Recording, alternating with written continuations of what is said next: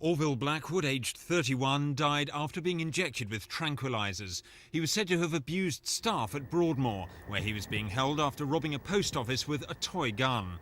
Blackwood died of heart failure within 3 minutes of the injections. An inquest later returned a verdict of accidental death, but his family are campaigning for a public inquiry into the case. What goes on in Broadmoor, it goes on behind closed doors. Nobody is seeing what they are doing. Nobody is there to defend the patients that are there, and therefore everybody just walked over them. You've got to sit down and talk and get to the root of the problem, you know, instead of just injecting and think, oh, we'll control them. That's all it is.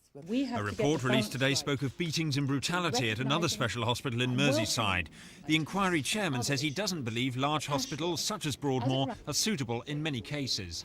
They're patients who are mentally disordered, some of them very, very badly disordered and difficult to manage. But I think they need to be handled in much smaller units. That's the great vice, I think, of institutions like Ashworth. And that's got nothing to do with the staff, it's the nature of the institution. Sir Louis called for a review to consider the future of hospitals like Broadmoor. The government has responded by setting up a working party with more limited powers to look into the hospitals. Their work is very difficult because they're patients who would be an immediate and a grave risk to the public if they were set free. At the same time, they're patients.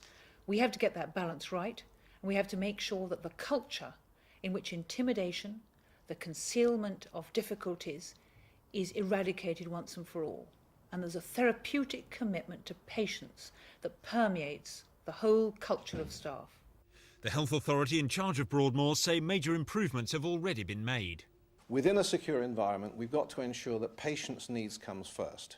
And Broadmoor has instituted a major communications programme. They have involved all staff in trying to ensure that this message is carried right throughout the hospital, and they have made enormous strides there.